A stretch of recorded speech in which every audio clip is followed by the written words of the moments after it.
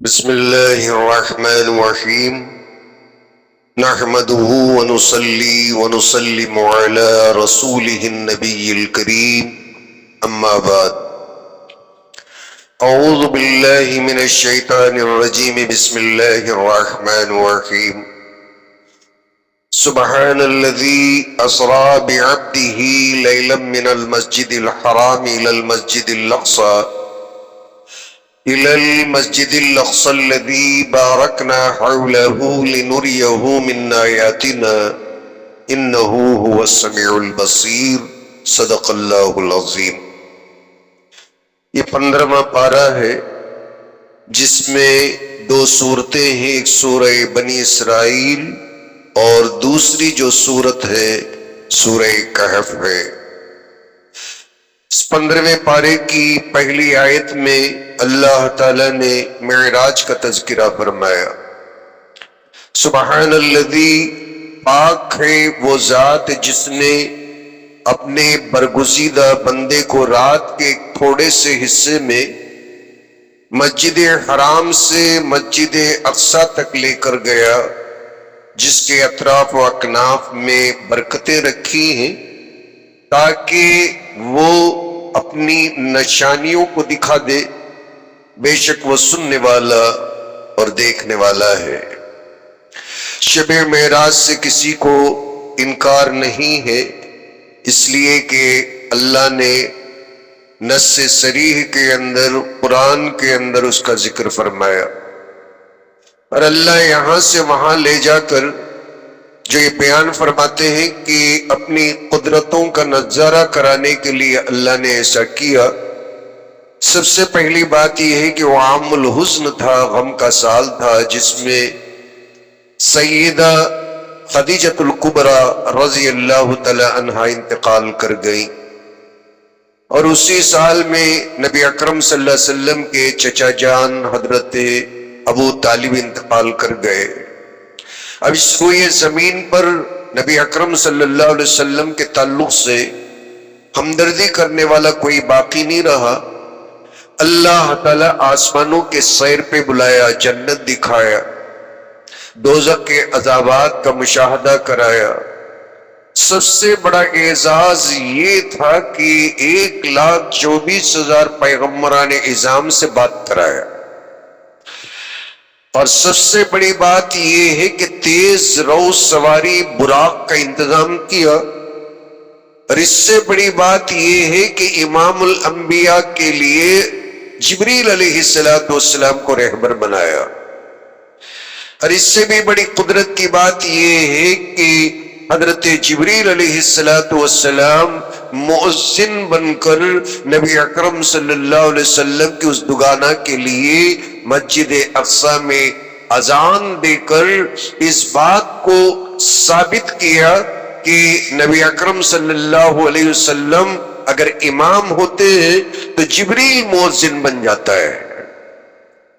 اللہ تعالیٰ نے اتنی بڑی قدرتوں کا نبی اکرم صلی اللہ علیہ وسلم کے اعزاز کا 15ویں پارے کے اندر ذکر فرمایا، اور آگے اللہ تبارک و تعالیٰ نے اس پارے کے اندر بڑی ہی اہم 14 احکامات مسلمانوں کے گوشے گزار کیے۔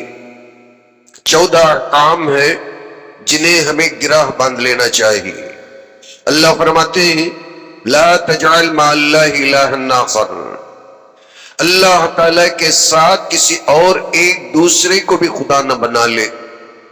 فَتَقْعُدَ مَذْمُومًا مَخْذُولًا، اور اگر ایسا کرے گا تو بدحال ہو کر بے یار اور مددگار بیٹھ کر رہ جائے، کوئی مدد نہیں کرے گا، کوئی خدا نہیں آئے، بدحال بھی ہوگا، تنگ دستی بھی ہوگی، کوئی مدد کے لیے نہیں آئے۔ دوسرے نمبر پر اللہ فرماتے ہیں وَقَضَىٰ رَبُّكَ أَلَّا تَعْبُدُوا إِلَّا إِيَّاهُ وَبِالْوَالِدَيْنِ إِحْسَانًا، اللہ یہ فیصلہ کر دیا کہ تیرا رب ہے کہ جس کے سوا اور کسی کی عبادت نہ کرنا، والدین کے ساتھ اچھا سلوک کرنا۔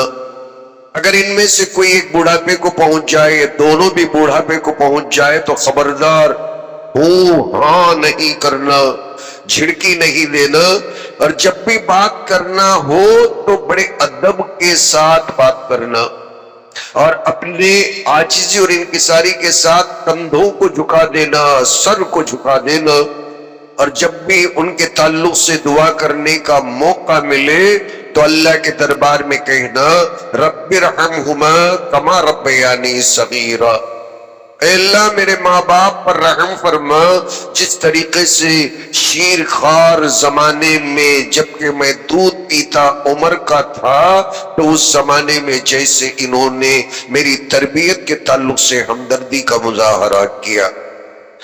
تیسرے نمبر پر اللہ تعالیٰ ایک اور حکم فرماتے ہیں وَآتِ ذَا الْقُرْبَى حَقًّا، رشتہ داروں کا سب سے پہلا حق ہوتا ہے اگر زکوٰۃ نکالیں تو پہلے رشتہ داروں کو دیکھیں، پھر مسکین کو، پھر مسافر کو، پھر اللہ فرماتے ہیں کہ فضول نہ کرنا، فضول کریں گے نا تو پھر زکوٰۃ نکالنے کے قابل نہیں رہیں گے۔ یہ دونوں کو اٹیچ کر کے اللہ بولتے ہیں۔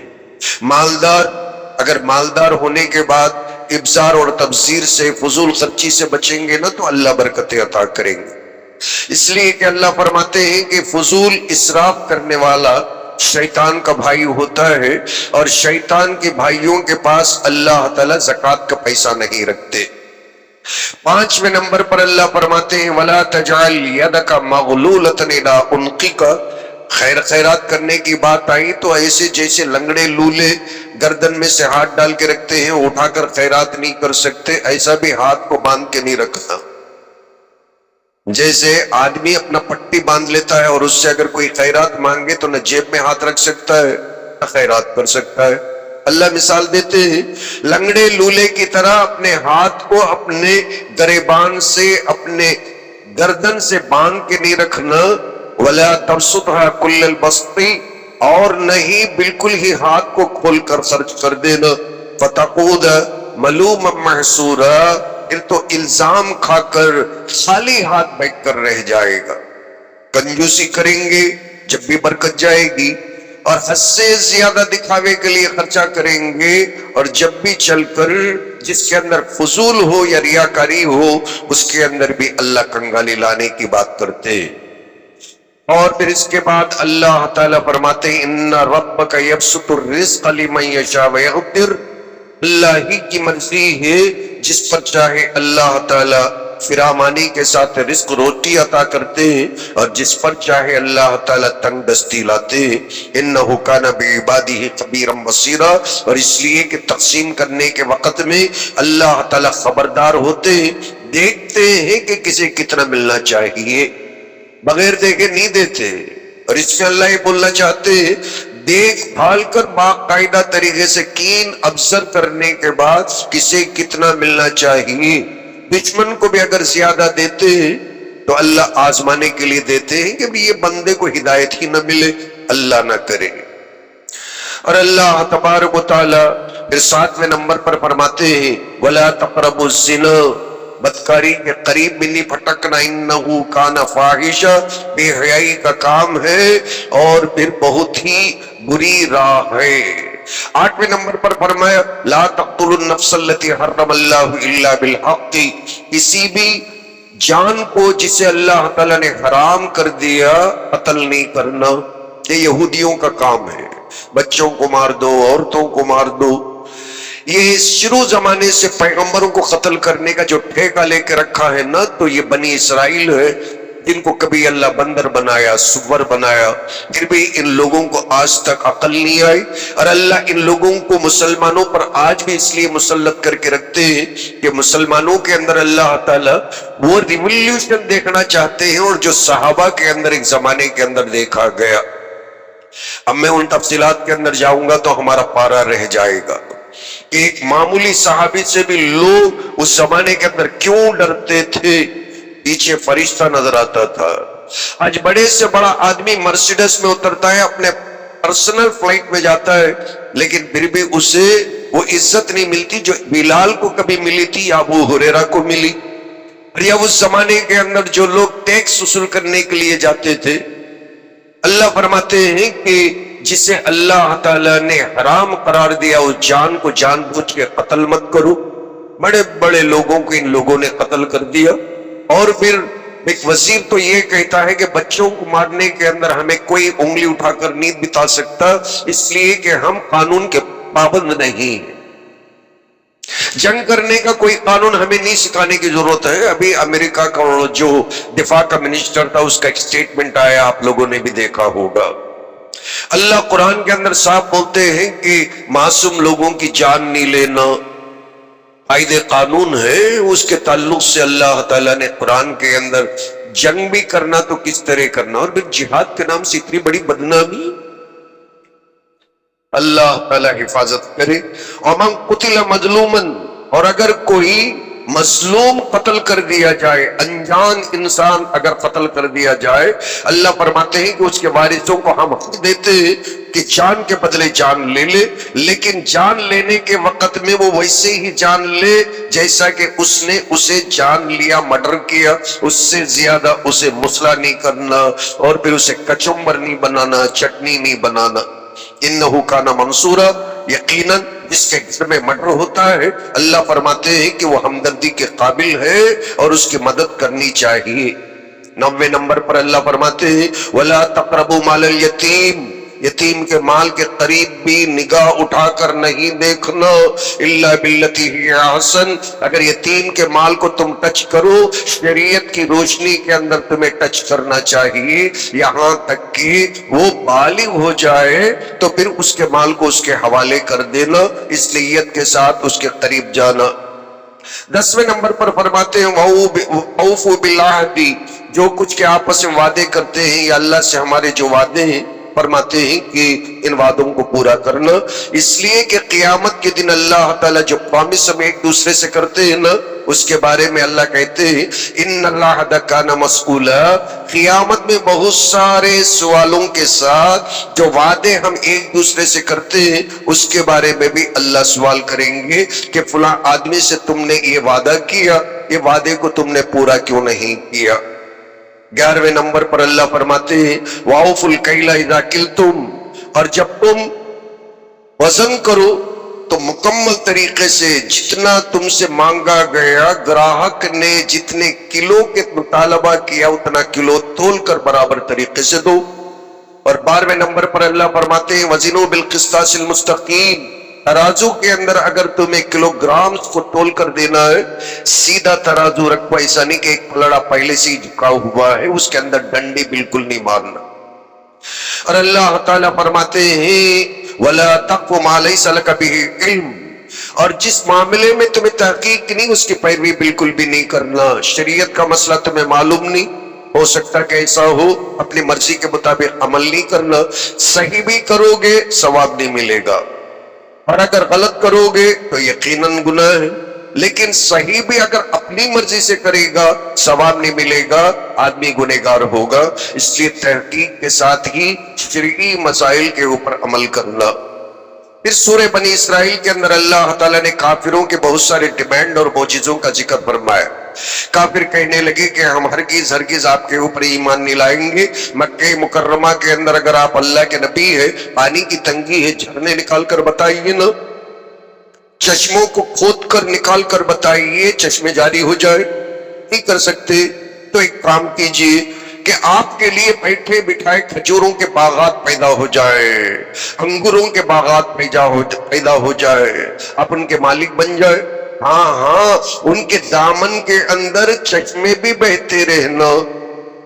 اگر ایسا نہیں کر سکتے نا تو ایک اور آپشن ہے کہ آسمان کو ہمارے اوپر گرا کر بتا دے۔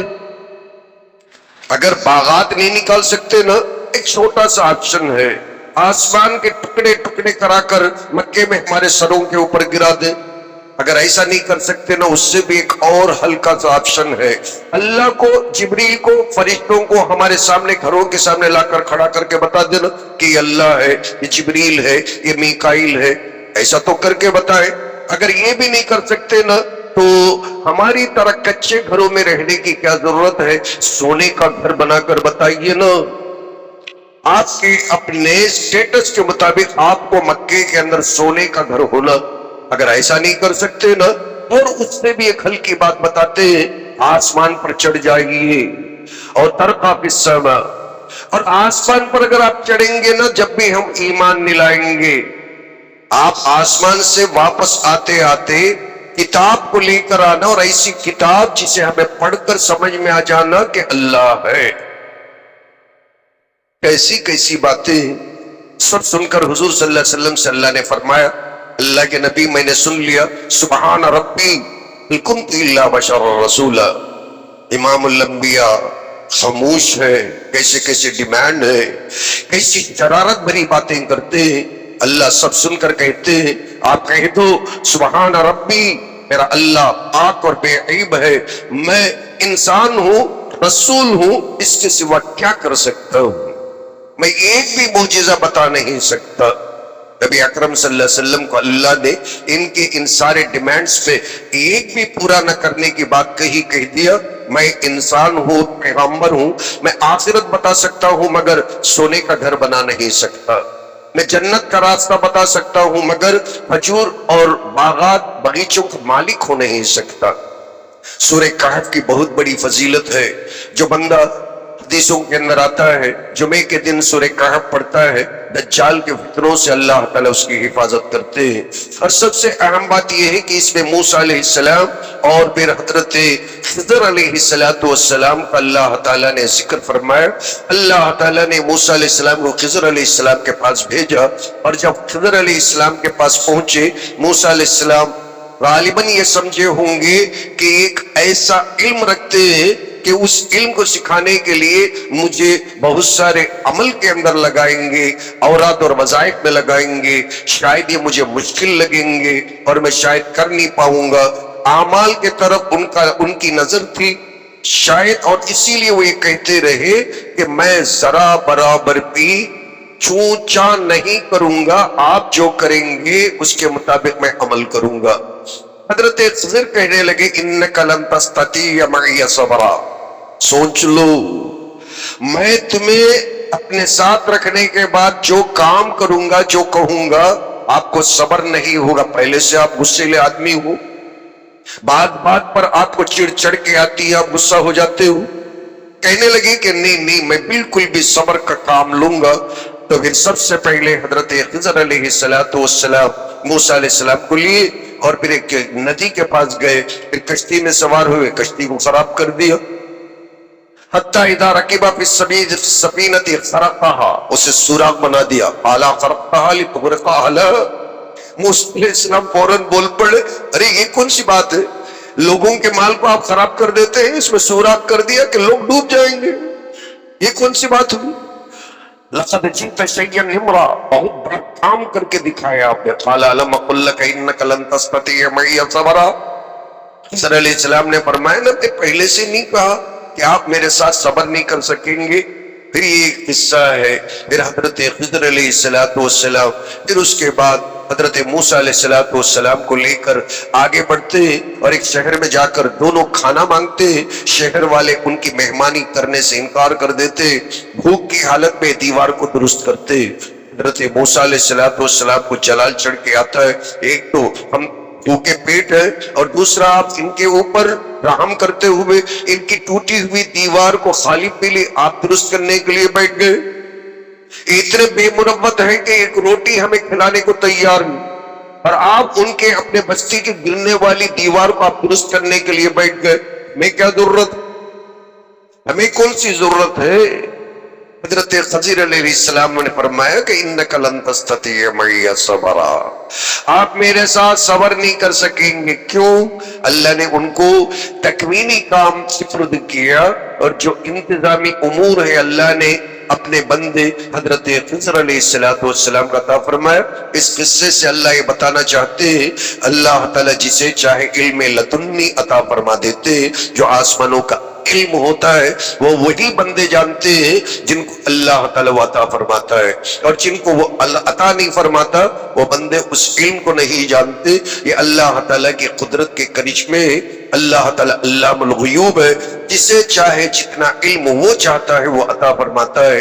اللہ تعالیٰ ہمیں قرآن پر عمل کرنے کی توفیق عطا فرمائے۔ سبحان اللہ و بحمدہ، سبحانک اللہم و بحمدک، ونشہد ان لا الہ الا انت ونستغفرک ونتوب الیک۔